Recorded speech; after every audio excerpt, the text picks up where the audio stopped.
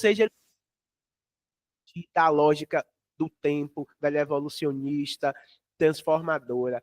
Ele considera que no território há formas de vida que podem nos ajudar muito mais a pensar uma modernidade mais equânime. Pós-racialidade, inclusive. Lima Barreto é um autor que ele está vislumbrando numa dimensão que para nós sou ainda velho utópica, mas ele está vislumbrando um mundo pós-colonialidade. Ele pensa pós-raça, ele quer pós-raça, que é o sonho de todos nós. Né? Um sonho ainda distante, longínquo, mas ele pensa pós-raça. Então, o que é que aparece no território de Lima Barreto? A multiplicidade.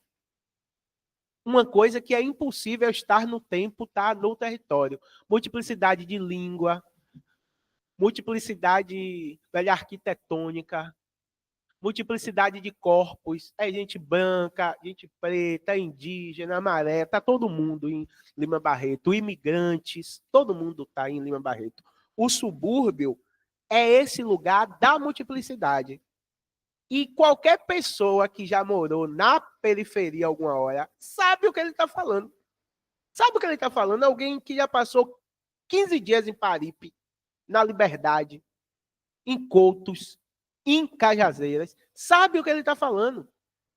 Não é o, como é que diz, Alphaville, que você vai ver um tipo de conduta, um tipo de jeito de sentar, um tipo de ética ou não ética.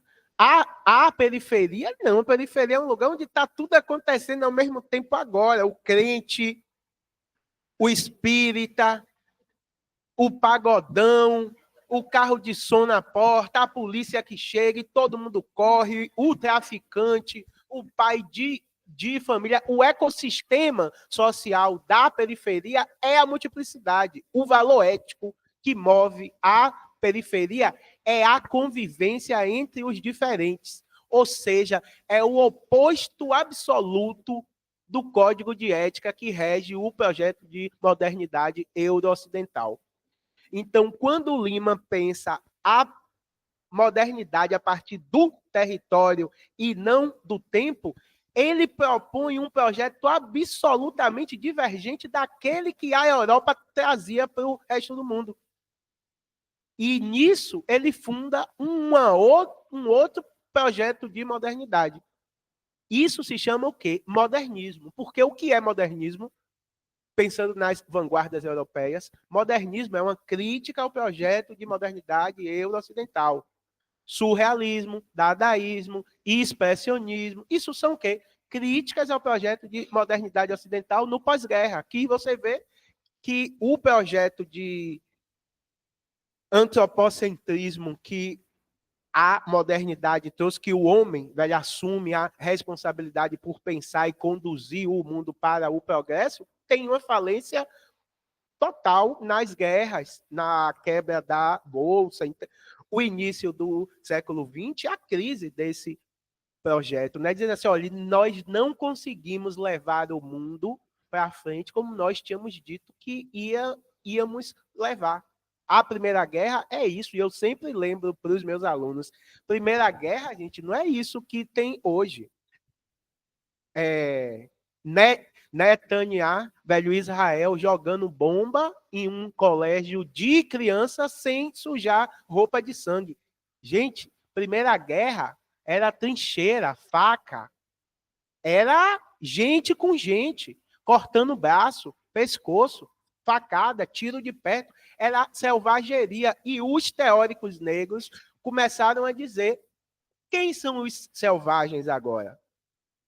Que foi a primeira guerra moderna que não tinha África no meio, América Latina, Ásia, eram os brancos matando a si mesmo. Por isso tem um grande choque ético. Tipo, opa, como é que a gente está se matando? Então, as vanguardas fazem crítica do projeto moderno. Então, modernismo são críticas ao projeto de modernidade euro-ocidental. Lima Barreto faz essa crítica, totalmente. Então, ele instaura um modernismo em perspectiva negra. Por que em perspectiva negra? Aí é que chega a coisa. é porque a periferia, e eu faço esse trabalho no livro, pegando o conceito de contínuo de Beatriz Nascimento, né, dessas culturas africanas que vêm para o Brasil, como essas culturas são repostas aqui no terreiro, como essas culturas são repostas aqui no congado, no jongo, no reinado, na capoeira, como elas são reinventadas aqui, no samba, né? São muitas formas. E como essas culturas se encontram na periferia.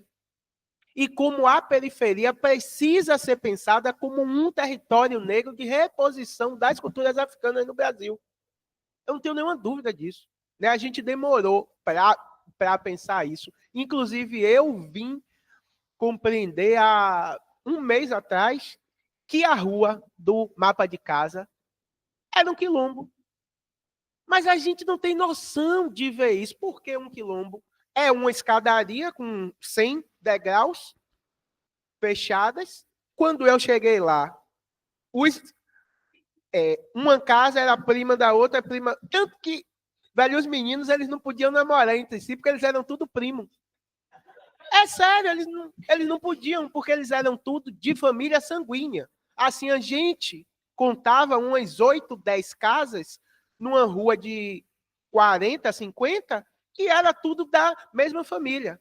Todo mundo preto, claro, e era quase todo mundo sobrinho de um cara que tinha morrido. Neto, filho, neto e sobrinho. Quando eu cheguei lá, esse cara tinha escorregado, batido a cabeça na escada, morreu assim. E ele era pai, era avô, pai e tio de várias pessoas.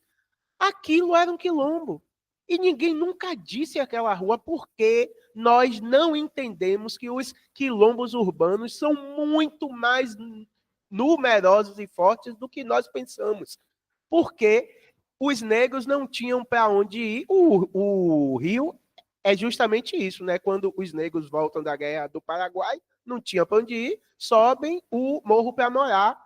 E no morro tinha a plantinha que o nome era favelas, se montam as favelas. São quilombos urbanos. Não sou eu que digo isso, é Muniz Sodré, Adelino Campos, Beatriz Nascimento. Há pesquisas e pesquisas mostrando como essas mobilidades urbanas nos centros da cidade formam o que hoje o que eles, em 1960, chamavam de quilombos urbanos. Mas isso não é dito, né? Para a gente não sabe, a gente não conhece os territórios de nossa própria cidade. E por que é importante conhecer? Porque a gente vai saber que aquele negócio da vizinha sair para trabalhar, deixar o filho com a outra vizinha, isso era uma prática das comunidades negras. Quando um menino estava lá na rua de trás fazendo merda, a vizinha podia pegar ele, dar um carão nele, dar 2 tapas nele, porque nas culturas africanas quem educa é a comunidade, não é a mãe e o pai.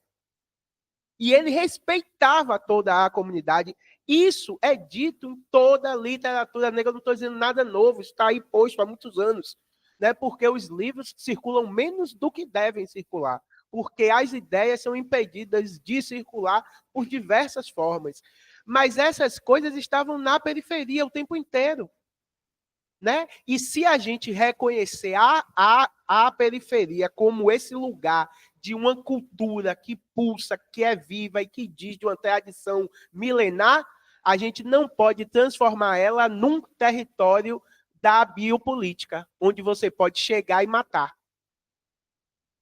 Entendem? Então você não pode reconhecer a periferia como um território tão importante para compreender as tradições da cultura brasileira, porque aí ele vai perder a dimensão de um território qualquer, onde a polícia entra na hora que quer e faz a hora que quer com todo mundo que mora lá. A gente teria que dar uma outra dimensão à periferia. Entendem? Então, quando eu falo do território, a gente não está falando em território geográfico, mas, como diz Muniz Sodré, como lugar marcado de um jogo, onde se produz uma linguagem, uma cultura, um jogo simbólico que tem a ver com a vida negra, na minha pesquisa, e que tem a ver com essa África que é reposta no Brasil através da reinvenção da cultura negra no nosso país, né? E isso serve também para a gente pensar, tem um tempo já, né? Para a gente pensar, eu vou finalizar, para a gente pensar o contemporaneidades periféricas, para a gente pensar as epistemologias novas, né? Eu estou dizendo de 40 anos para cá é novo, né? A gente vai pensar o decolonial, afrocentrismo, feminismo negro, são pensamentos, linhas epistemológicas que vêm rasurando esse projeto de modernidade euro-ocidental pelo mundo todo. Todos eles partem do território. Todos eles. Afrocentrismo, África. Decolonial, América Latina. Feminismo negro, do corpo, da mulher negra. Né? A gente pode pensar outros. Quilombismo, a gente pode pensar Nego Bispo, da experiência do quilombo. As culturas indígenas com um pensamento epistemológico absolutamente forte dos territórios indígenas, né? Onde rio, planta, são seres vivos, enfim, várias coisas. Pensar a partir do território é o futuro da humanidade. Pensar politicamente, epistemologicamente, eticamente, não há como esse mundo sobreviver se essa lógica temporal presidir os projetos políticos e os processos de desenvolvimento nos próximos 50, 60 anos. Não tem, gente. Está claro que não tem. A gente precisa considerar uma lógica territorial de desenvolvimento para considerar as diferenças e tornar o mundo viável climaticamente, ecologicamente. Esse abandono da lógica territorial que nos levou a esse declínio climático que os jornais não dizem, ninguém pode dizer, porque senão a gente vai ficar doido, a gente vai entrar em parafuso, mas eles estão perdidos, em estado de pânico, eles não sabem mais para onde vai, não sabem, ninguém sabe na verdade. Quando em 2023 deu aquele clima loucão lá no Rio, em 2024 aquela coisa que não pode ser normal dos estádios alagarem no Rio Grande do Sul, a gente está normalizando coisas que não podem ser normalizadas. O Uber no Rio disse, professor, teve um dia que eu tive que tirar a roupa toda e sair do carro, senão eu ia morrer. Tirou a roupa e saiu do carro. Ele disse que não estava aguentando, que o calor estava sufocando ele. Ele tirou a roupa e saiu do carro. Porque o Rio estava batendo 40, quase 50 graus. Ninguém, o corpo humano não é para isso. Então, ou a gente passa a ouvir Nego Bispo, Ailton Krenak, ou a gente passa a ouvir essas lideranças indígenas, quilombolas, que estão nos dizendo o que precisa ser feito e considerar isso em todos os campos de saber, na literatura, na história, na filosofia, que é viciadíssima ainda nessa lógica temporal e na própria lógica em si. Ou o futuro vai ser mais incerto do que é hoje. E assim, e a literatura, para finalizar, tem um papel fundamental nisso. Querendo ou não, é a literatura que ainda circula com maior força nessa produção do imaginário. A gente diz assim, mas a novela que é o cinema, isso é literatura.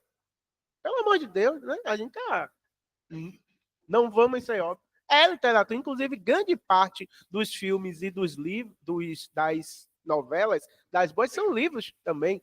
Então, a gente está falando dessa produção do imaginário, assim, a literatura tem uma função ética. o campo crítico da literatura brasileira tem uma função ética, reconhecer os seus erros e começar a formular imaginários que sejam mais populares e mais populares no sentido de que elas devem produzir um senso de vida comum mais amplo e não produzir um senso de vida comum da elite burguesa colonial, como a literatura brasileira tem feito até hoje.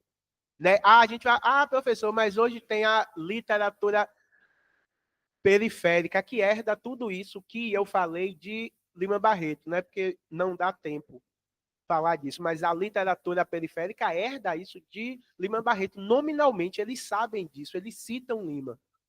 Lima é uma bússola para a literatura periférica de hoje. Então, isso tem 20 anos, gente. A revista Caros Amigos, Radical, que saiu com o Ferrez, tem 23 anos. É um negócio muito novo dentro do campo. Mas a gente está falando dos autores. Os autores, a literatura, as obras, sempre foram disruptivas. Quem não é disruptivo é a crítica. Somos nós, professores, intelectuais, estudantes, críticos de jornal, críticos, a gente precisa ser disruptivo, a gente precisa inventar outra crítica. Porque essa crítica que pega o livro, bota numa linha temporal, diz se ele é bom, ruim, se ele é moderno, contemporâneo, essa crítica precisa acabar. A gente precisa de uma crítica que mostre que o livro tem um significado importante em um território e valorize esse território como um território de multiplicidade. E aí, numa mímese rápida e simples, isso aí é o que eu digo no contemporaneidades periféricas, a gente precisa de uma crítica que ela mesma se periferize.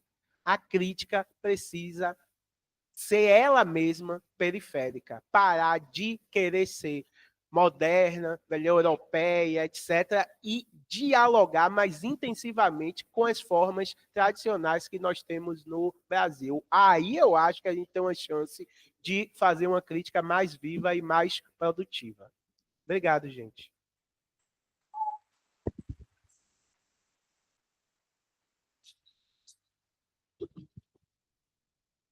Que aula, hein? Muito obrigada, viu, professor? Maravilhosa. Então vamos lá, aquele momento que a gente abre para as perguntas, para as curiosidades, para o que foi dito por Jorge, pelo professor Jorge. Podemos começar? Você também tem, você tem? Então eu priorizo eles.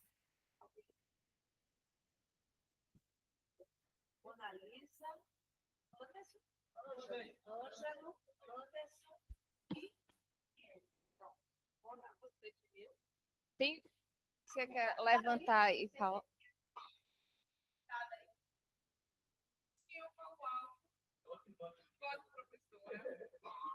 Primeiramente, é uma honra em revê-lo, né? Sou um colega querido do da UFA, que faz parte do mesmo grupo ali de pesquisa, eu estou orientada agora, né?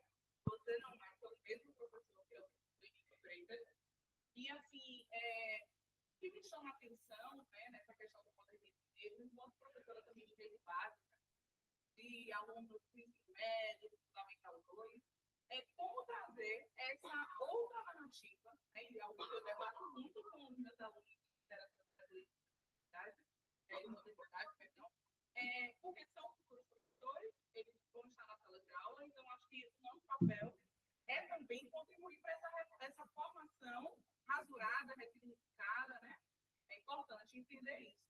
E aí eu fico aqui me questionando, né, nessa efervescência, como a gente pode levar toda essa narrativa, né, essas rasuras aí que nós temos para esses jovens na sala de aula, uma vez que a gente sabe que os vestibulares, as seleções da vida não tocam nesses pontos que são tão caros, são tão necessários e fazem parte mesmo da nossa existência, né, da nossa vivência.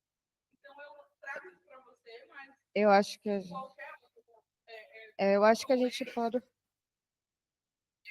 responder esse questionamento e que ainda que a gente não tenha uma resposta, acho que a gente Exato. Eu acho que a gente pode fazer um bloco de 3 perguntas e aí passa para você, tá bom, Jorge? Pode ser? Quem foi?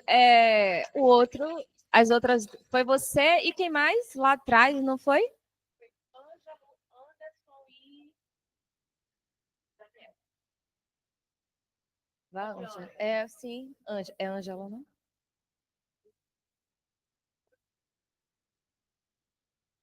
Pode falar.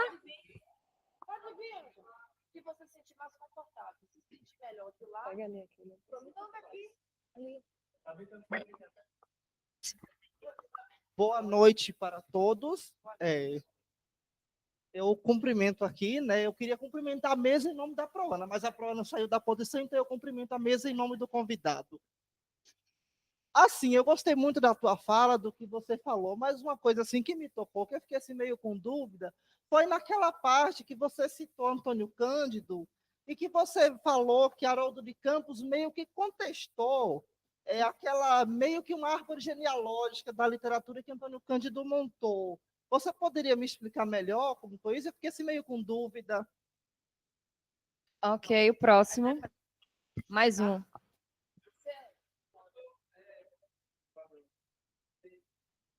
Você quer vir aqui, Anderson? Eu acho que é melhor. Tá.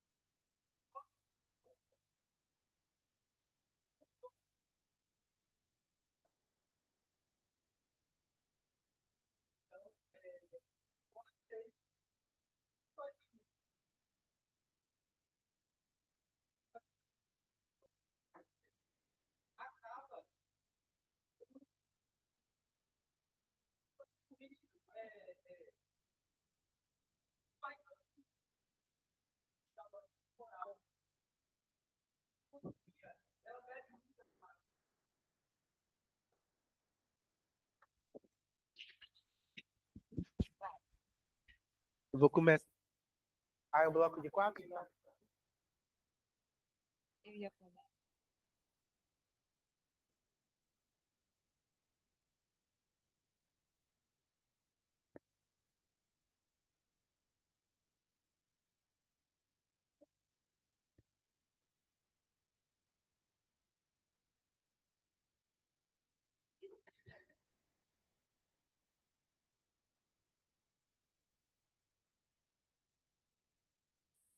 Tá.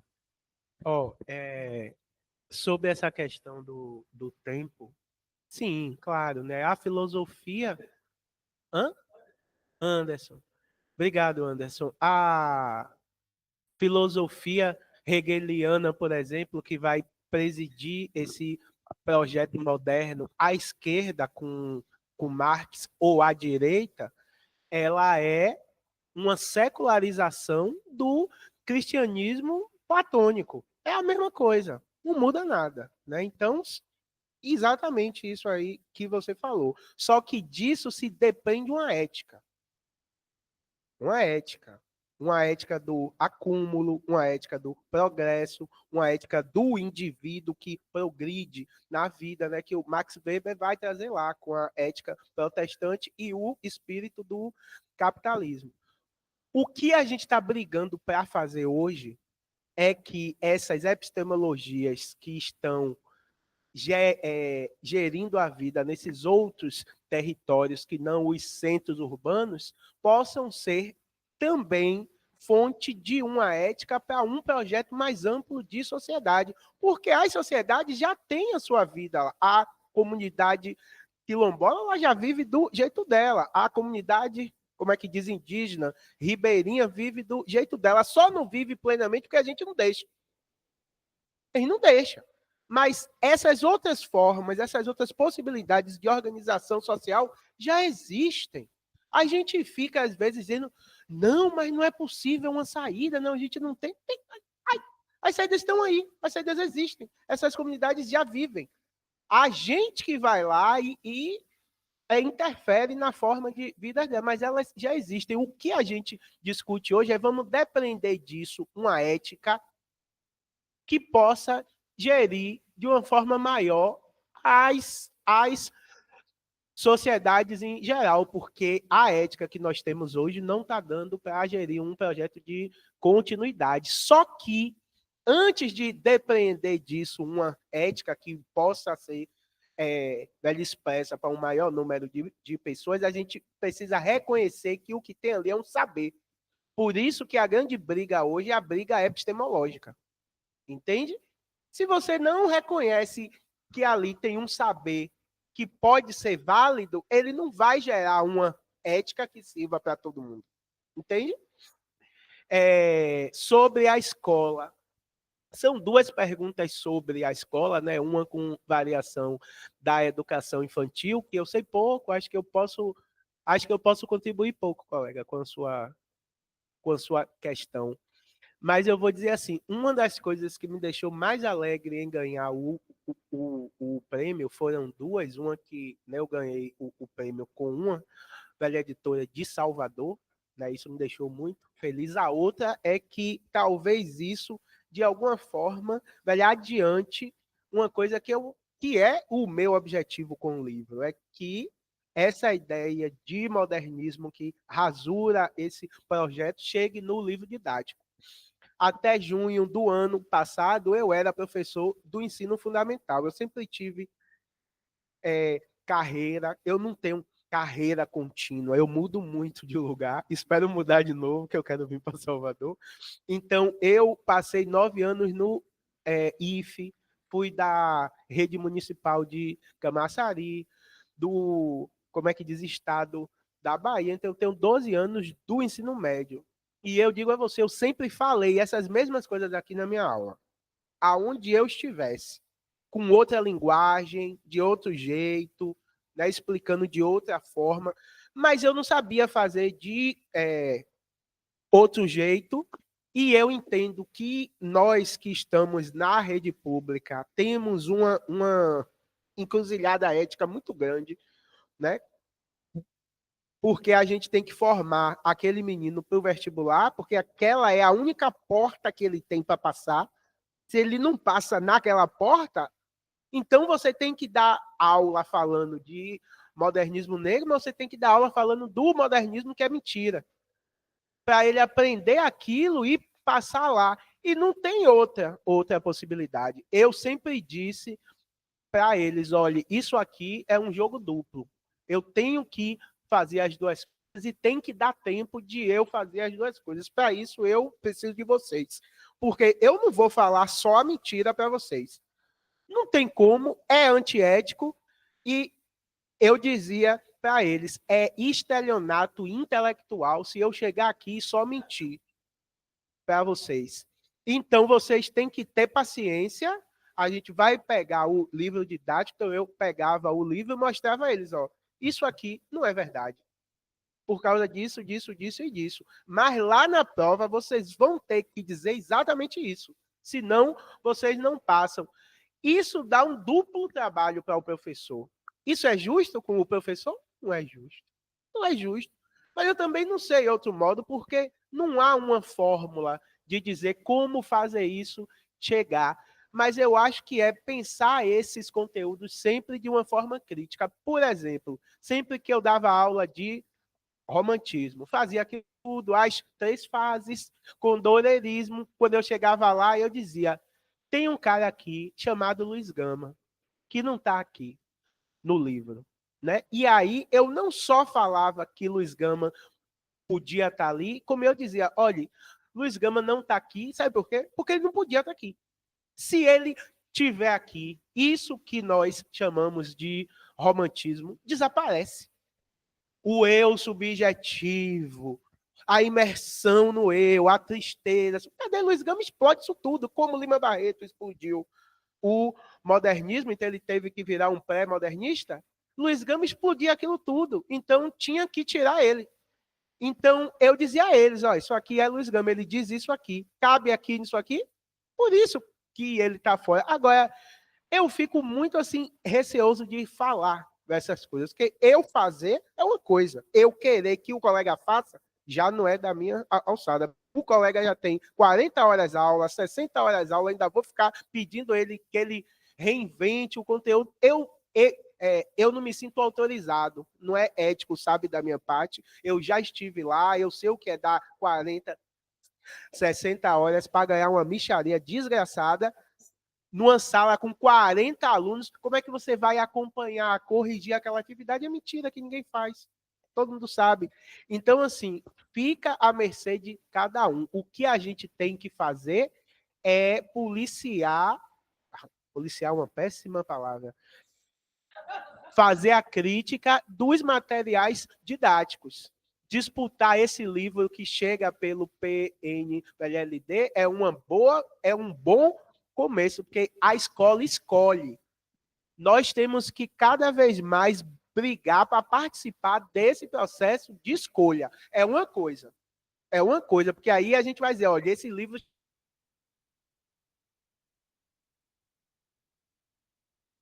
do conteúdo, você está no conteúdo. E publicamente questionar a estrutura dessas provas de seleção que estão amplamente defasadas. Amplamente. Não dá mais para o Enem ficar perguntando coisas sobre o romantismo que não caibam Maria Firmina ou Luiz Gama. Não dá, né? Então a gente precisa questionar em um outro plano nessas coisas e na escola brigar pelos livros certos, pelo PNLD. Eu acho que para incluir as políticas de ações afirmativas nos PPPs. É uma outra porta. Porque estando no PPP, você que é mais tenso, que é mais difícil, mas não tem outra briga, né?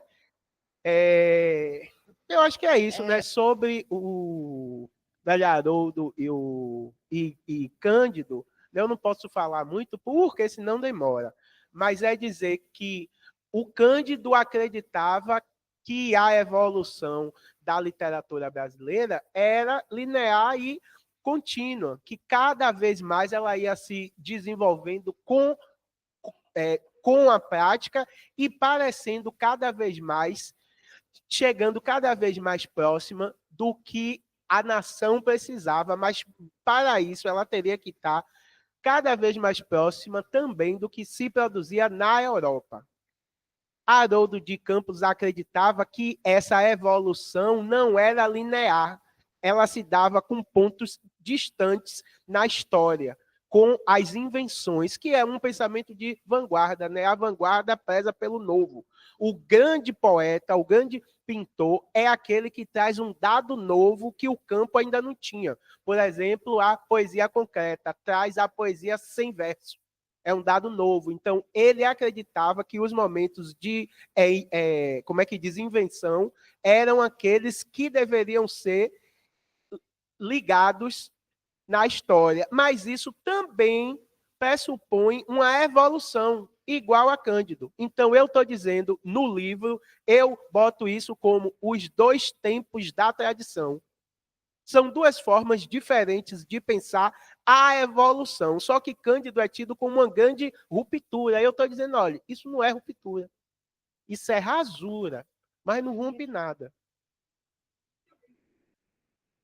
Em certa forma, sim. Em certa forma, sim. De certa forma, sim. A gente pode fazer mais uma rodada, acredito. Nós estamos transmitindo também, viu? E Pariel, do PPG Tais, está fazendo uma pergunta, viu, Jorge? Ele diz o seguinte: quais são quais estratégias podem ser adotadas pelos futuros pesquisadores para valorizar os bens tradicionais na literatura periférica no Brasil? E aí, vou repetir. Quais as estratégias que podem ser adotadas pelos futuros pesquisadores para valorizar os bens tradicionais na literatura brasileira, periférica no Brasil? Pariel, eu vou passar rapidinho para você, aproveitando o Pariel aqui, e só para não esquecer a minha pergunta, senão eu vou perder. Pensando na crítica que você falou bastante, né, no final da sua fala, e pensando a crítica com Lima Barreto no período em que ele estava produzindo sua literatura, né, e que deixou ele totalmente fora desse lugar de visibilidade naquele período, final do século XIX, pensando essa crítica contemporânea, como é que você vê a crítica relacionada ao modernismo negro? É uma pergunta. Diga. Do modernismo do seu livro, é. Você quer...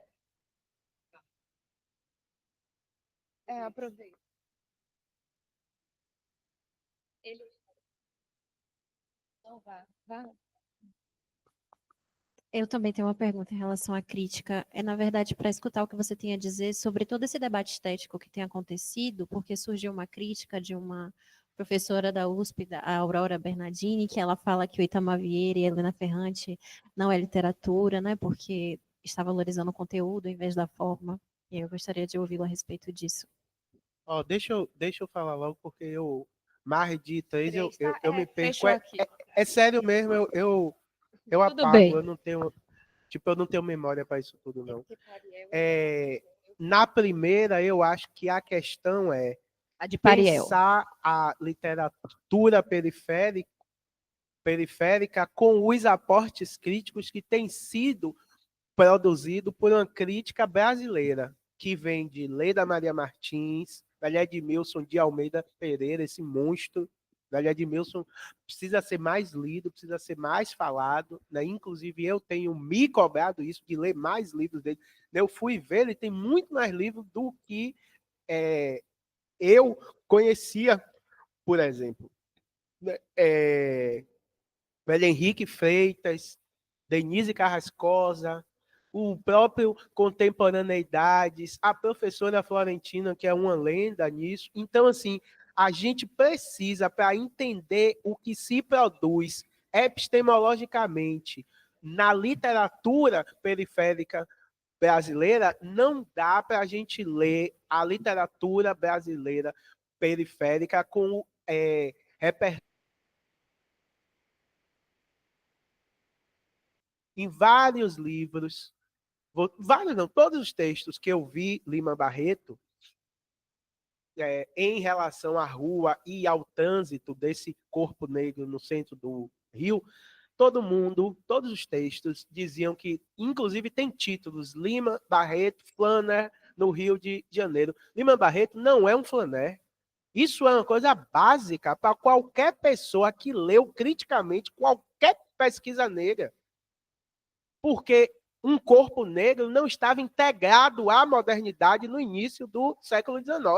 Isso é uma coisa básica, assim.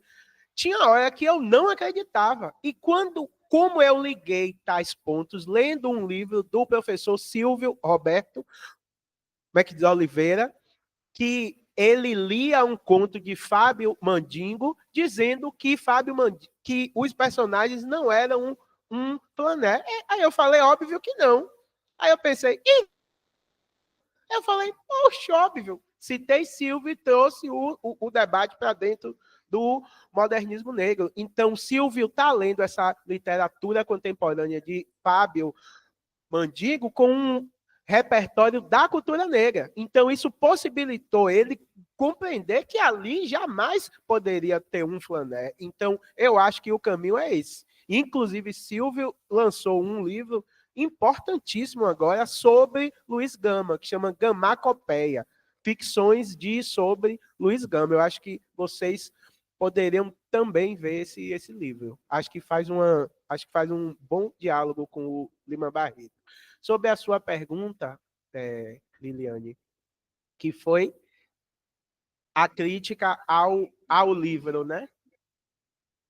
Não, a crítica no período a Lima Barreto era uma crítica muito superficial, né? Assim, não se entendia e assim eu tô meio cansado de culpar, velho, os outros assim.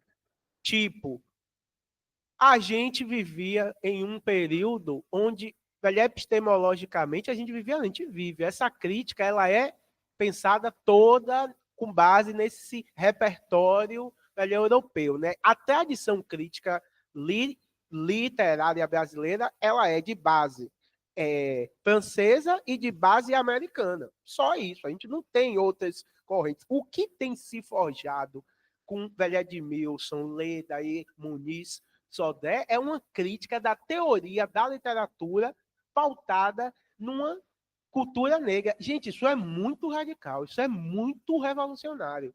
É você pegar a tradição da literatura brasileira de Grécia até hoje e dizer, olha, a gente pode pensar isso de outro jeito. Por isso é tão assim, é escanteado, porque é uma coisa muito radical. Como essas pessoas que faziam a crítica de Lima Barreto iam considerar a presença negra, periférica, indígena na obra de Lima Barreto, se eles eram racistas? Sabe, assim, não tem muito o que dizer. Por exemplo, eu vou esquecer o nome dele agora, mas eu cito sempre ele, e no livro eu cito, né? Vocês vão ler, vocês vão ver. Joguei aqui, tá vendo? Velho, ele dizia que Lima Barreto tinha a ânsia juvenil como escritor, que se repetia muito. Aí, como é que ele ia entender que a repetição não é um erro, que a repetição era de propósito, porque Lima Barreto não estava trabalhando com a norma culta, mas com o que corre na periferia. E o registro informal da língua ele é marcado pela oralidade. A oralidade é constituída pelo núcleo de repetição. Então, ele repete não é como erro, ele repete de propósito, porque ele está escrevendo não como se fala, mas a partir de uma estrutura do registro oral. E o registro oral ele é feito de repetição. Olha quantas vezes aqui eu disse a palavra oral. É isso. Lima Barreto trabalha no registro informal da língua que circulava na periferia, e a repetição constitui a estrutura narrativa do romance dele. Então, o território ele influencia na estrutura romanesca. Então, Liliane, eu acho que é querer demais que uma crítica racista visse isso, porque parte de reconhecer na cultura negra um poder que eles não poderiam dizer que tinha nunca, sabe? Sobre a crítica do livro hoje, a gente não tem ainda muita crítica, a gente teve algumas resenhas, né, entrevistas, umas coisas assim que eu gostei, mas eu vejo a palavra modernismo negro ser citado de um jeito que eu não gosto, que é sempre querendo aproximar Lima Barreto do modernismo de 22 e dizendo que é a mesma coisa. E isso é muito do tempo da internet, né? O povo faz um card lá, joga lá modernismo negro, modernismo de 22, parece a mesma coisa, mas o livro, eu estou dizendo o tempo todo que não é a mesma coisa. Mas como isso vai ficar publicamente, eu não tenho controle. Em todas as minhas falas, eu vou dizer, o livro foi feito para dizer que não é a mesma coisa. Eu não chamo de modernismo negro por uma modinha, assim, para aproveitar o nome, mas eu chamo porque é outra coisa totalmente diferente. Então, eu tenho ainda essa ressalva de que sempre que eu vejo é o povo querendo dizer modernismo negro são pessoas negras escrevendo, pintando, fazendo música durante o modernismo brasileiro. E não é isso que eu chamo de modernismo negro, entende? E a outra pergunta foi?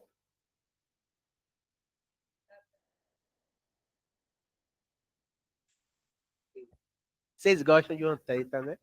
Eu adoro uma treta. Uma colega minha disse assim, por que você não faz um texto respondendo aquela mulher da Folha? Eu falei, vai sair na Folha? Se você disser que eu vou gastar o meu tempo para sair na Folha, eu faço. Mas para não sair em lugar... Mas assim, eu acho, posso estar sendo ingênuo, né? Mas eu acho que, sei lá, a gente fica dando umas coisas muito simples, né? Velho, a mulher retira uma discussão da catacumba que remete ao formalismo russo para fazer uma velha oposição entre forma e conteúdo depois dos estudos culturais, depois do pós-estruturalismo, da crítica decolonial, e a Folha dá uma paz para a mulher falar. E há um erro muito claro ali, né? Assim, que eu disse numa última entrevista que eu dei para a revista, como é que diz, afirmativa, eu espero que destaquem, velho, essa parte, que é o seguinte: ela fala que a literatura contemporânea não tem forma, ela privilegia o conteúdo, não é isso? Há um erro grosseiro nisso, que é um erro da tradição. Ela está considerando como forma uma linha evolutiva da tradição euro-ocidental. Ela não considera, por exemplo, um provérbio como forma literária, como tanto fala o professor Henrique Freitas. Mas ela considera um haikai uma forma literária, entendem? Então, ela não considera que a emergência de formas que a literatura periférica traz, que a literatura negra traz, que as literaturas, como é que diz, indígenas traz, são formas. Para ela não é forma. E se não é forma, para ela é o quê? Conteúdo. É um erro, porque ela pensa como forma apenas as formas da tradição euro-ocidental. É uma, desculpa, mas é um erro muito elementar. É um erro muitíssimo elementar. A gente tem várias outras formas de produção textual que são formas e estão baseadas numa outra tradição cultural que não essa. Então, aquilo que ela chama de não forma é justamente uma outra forma e não ausência de forma. Mas eu vou lá dizer isso a ela, ela compre o livro e leia, entende? Não dá para ficar fazendo isso. Mas vocês entenderam? É uma Sim, outra forma. para a gente fechar agora, tá. Como é o nome dele? Mais alguém? Não, você já foi. Luan, não, Alessandra, Enzo, Luan e Jussi, Alessandro, Alessandra, Enzo, Luan e tchau. Mais alguém? Não. Vai. Não. Pronto. A minha vai ser breve. Você, quando começou, inclusive, você foi falando aqui dele, logo quando você foi tocando no ponto dele, você falou muito do contexto, final do 19, início de 20, de uma arquitetura da destruição, de uma república racista, dos projetos de embranquecimento, enfim, de vários aspectos dessa história. Aí eu lhe pergunto, teve momentos que você se deparou com Lima Barreto, historiador? Você aprendeu muito da história a partir dos romances dele? É uma primeira questão de reflexão. Desculpa. A outra é, qual a diferença? Por que você manteve o nome modernismo? Se precisa, a gente está o tempo inteiro explicando que não é o mesmo movimento. Queria que você respondesse isso. Se por algum momento você pensou, eu vou né, pensar num outro termo, enfim. Qual a diferença do modernismo dele? Você acha que o modernismo dele incluiu, inclusive, no projeto de nação, interpretação dessa nação, os brancos também, diferentemente do modernismo de 22, que não possibilitou essa inclusão. Eles viram um projeto de nação que eles iriam tutelar, mas eles não abriram espaço para que o protagonismo do sambista, dos literatos negros, enfim. Acho que é uma questão só, de qualquer forma. Bloco de 3, isso aí, viu? Diga aí, é Enzo, né? Enzo.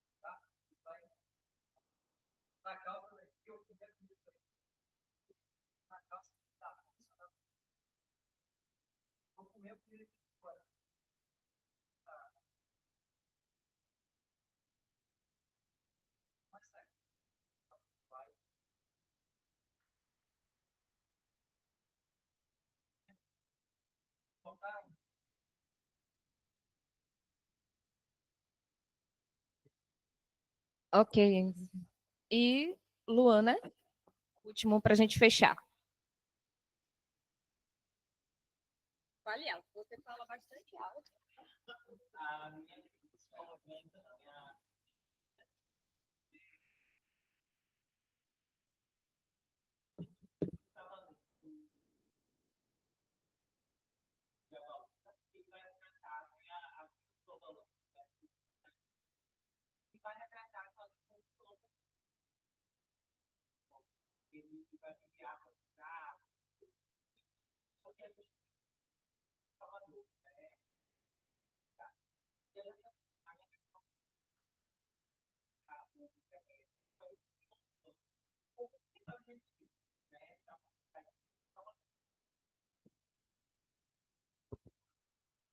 Ok. Como é que a gente pode ver um quilombo urbano como um território de resistência? Não, acho que é um território de, como é que diz, resistência por tudo isso que eu disse aqui antes, que uma periferia tem vindo de África. Acho que isso já demarca a resistência, né, gente? E, resistência não é só denunciar, né? Não é só brigar. A resistência é impor uma forma de vínculo social dissonante àquela forma de vínculo social hegemônica. E é só isso que o povo negro tem feito no Brasil esses séculos todos, né? É impor uma forma de sociabilidade, velho, afeto, solidariedade política, né? A gente esquece coisas muito sérias, né? Assim como que os negros alforriados formaram as confrarias, as ordens, e davam seu dinheiro para alforriar outros negros.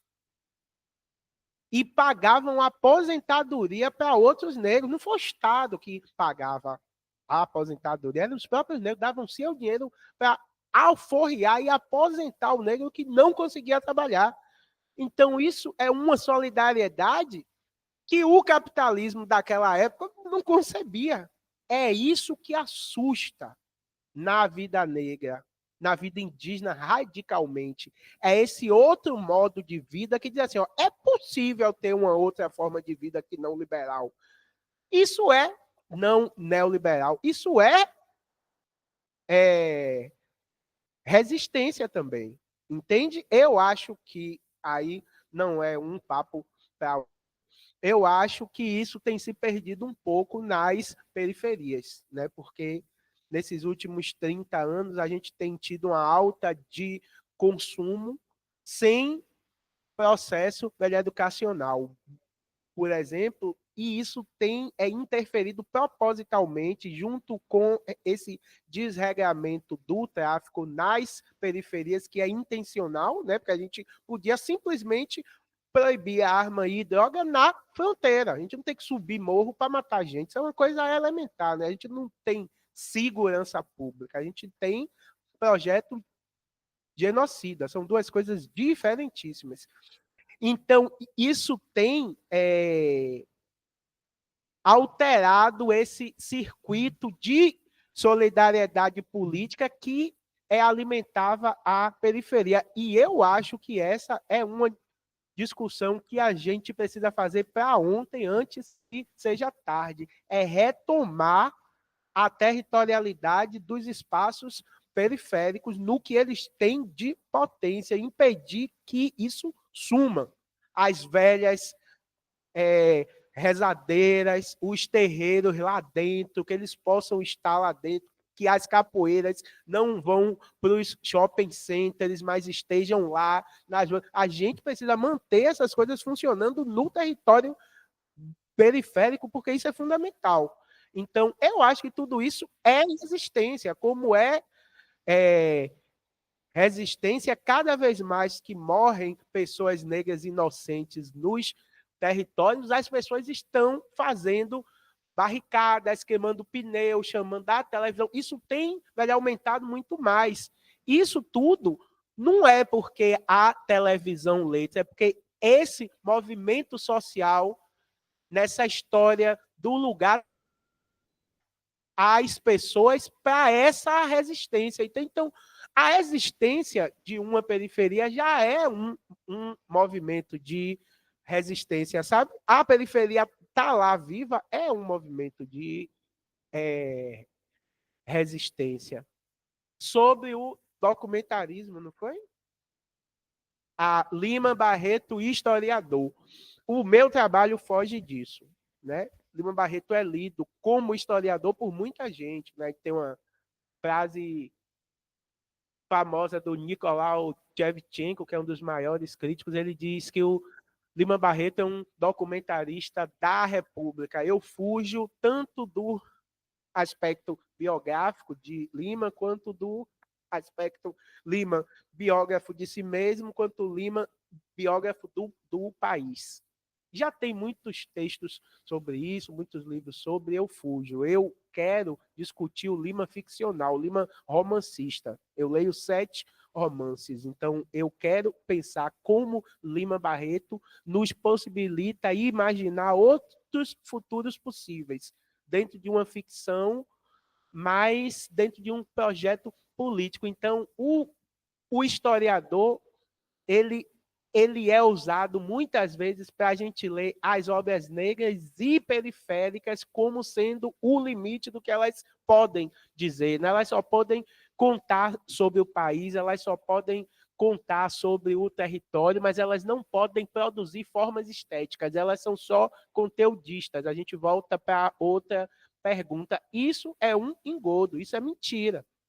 Né? Então, eu privilegiei a questão da forma dentro de Lima Barreto, justamente para bancar que a literatura negra tem suas formas específicas de expressão, mas Lima Barreto, documentarista e historiador, ele existe, é lido por muita gente, mas para mim é uma contribuição ainda menor do que a revolução estética que a obra dele traz. Para mim é mais importante hoje para a gente considerar essa dimensão estética e formal, nessa imaginação possível de uma outra sociedade com um valor ético múltiplo que Lima Barreto traz, do que um historiador. A gente tem muitos livros de histórias bons, né? Acho que Lima Barreto perde como documentarista para muitos outros aí, né? Tem muita gente boa fazendo velha história. E eu não gosto dessa redução do texto literário a documento. É uma outra crítica, eu não gosto. Então, um texto ficcional é um texto ficcional. Quando você trata um texto da literatura negra como documento, você está tirando o velho aspecto e o direito de imaginação e ficção da pessoa negra. E isso não passa pelo meu trabalho. Eu acho isso perigosíssimo mesmo. Por que modernismo negro? Porque eu disse aqui, porque Lima Barreto faz uma crítica do projeto de modernidade euro-velho ocidental. E isso, na tradição, se chama modernismo. É uma crítica do projeto. Então, ele faz, eu chamo de modernismo. E é um bom nome para vender livro. Mas eu chamo porque é isso que é. E o projeto dele, sim, velho, inclui os brancos, inclui todo mundo. Agora, inclui os brancos a partir do momento que a sociedade reconhece que o racismo existe e acaba com ele. Não é assim, inclui os brancos festivamente, como numa mestiçagem do modernismo de 22. Essa é a diferença radical de Lima Barreto para o modernismo de 22. Enquanto o modernismo de 22, ele se erige enquanto discurso nacional fundado numa mestiçagem festiva de base freiriana, Lima Barreto, o tempo inteiro, todos os livros dele, é estruturado como o racismo atravessando todas as relações sociais. Então, o fato de um projeto utópico de sociedade pós-colonialidade ser possível, ele considera o branco dentro desse projeto, óbvio.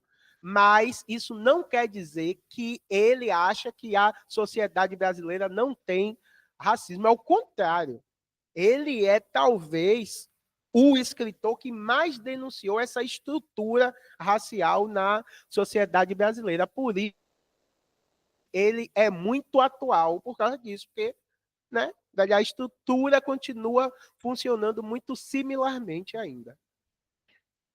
Foi isso? Falta uma, né?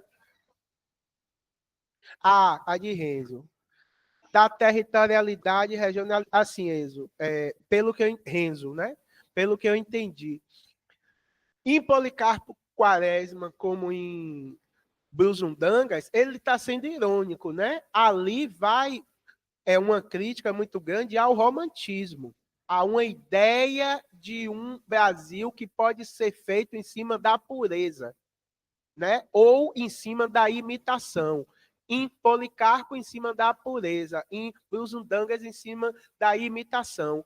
Nele está dizendo, olha, nem um caminho, nem outro. São todos ridículos. Por isso, são livros engraçados, né? Lima Barreto está fazendo aquilo, solenidades da origem. Ele está rindo porque você quer tem assim, só para dar um fechamento, naquele capítulo que o Policarpo escreve a carta em tupi, né? Ele assume um cargo dentro da política porque o chefe dele saiu, ele faz uma carta em tupi, porque ele queria voltar às origens nacionais. Ele faz uma carta em tupi. Isso é absolutamente romântico, do romantismo mesmo.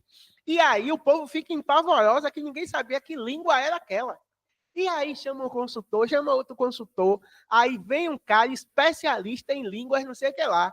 E aí o cara estuda e diz: é grego. Por que grego? Porque você só conseguia imaginar uma origem para a modernidade que fosse grega. É irônico.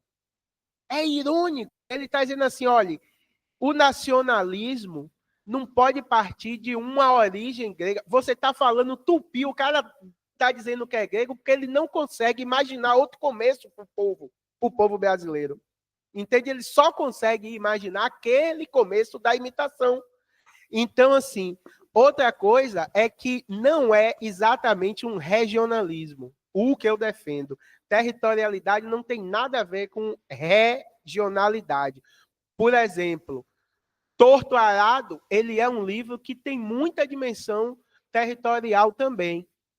Aí eu já vi textos na internet chamando de novo regionalismo. Quando você chama de regional, você está delimitando aquilo que não é nacional e aquilo que é nacional. Então, se aquele território, como é que diz, expressa uma vida negra, periférica, indígena, você vai chamar ele de regional. Se ele expressa uma urbanidade sudestina e branca, você vai chamar ele de nacional? De novo isso? Entende? Não. Então, eu não trabalho com a categoria de regionalismo. Eu trabalho com a categoria de território, que é outra coisa. Viu?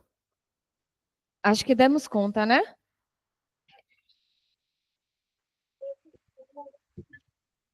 Faltou uma pergunta de Jace, me perdoe, Jace.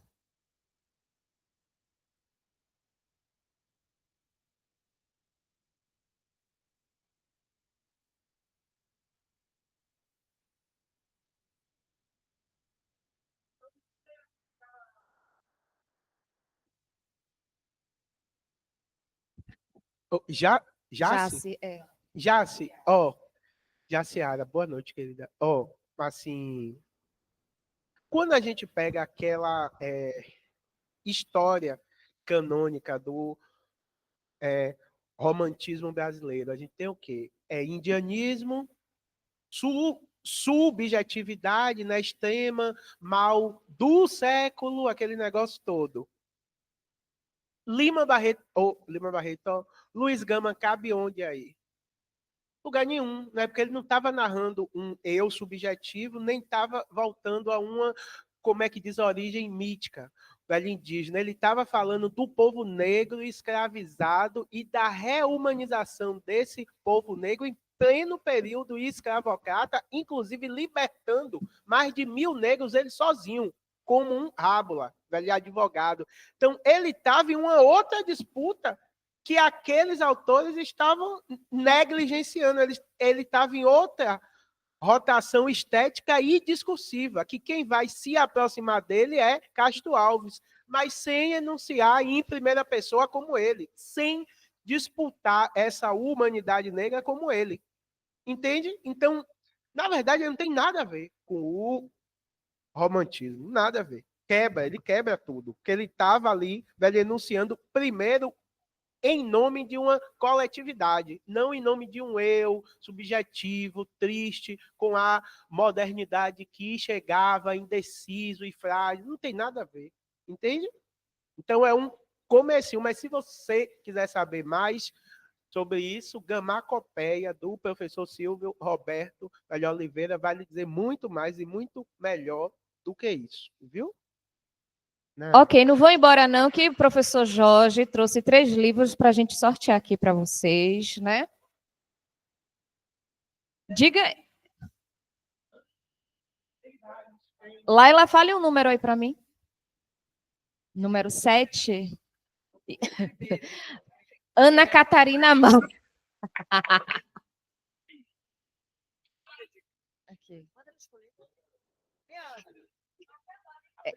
Cristina, me diga aí outro número. Maria Vitória Silva Santos está aí? Maria Vitória? Venha, Maria. Amanda, me diga outro número aí, por favor. Não. Jussi. Obrigada. Jussi, foi a primeira a se inscrever. Obrigada. Ai, tira uma foto aí vocês 3, por favor, para eu publicar no site. Cadê? Jorge, gente? Ah, gente, tadinho.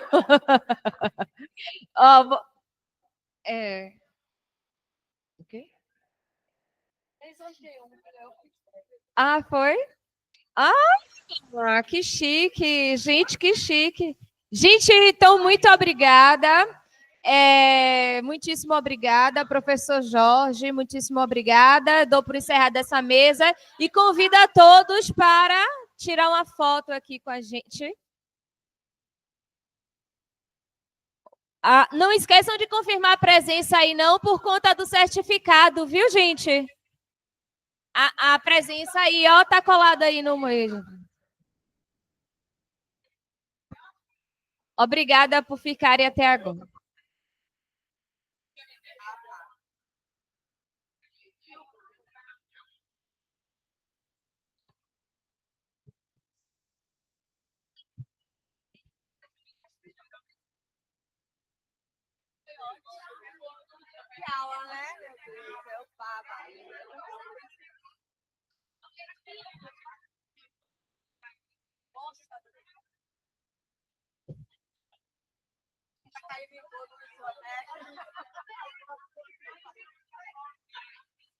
Ô, gente, por favor, não vão embora.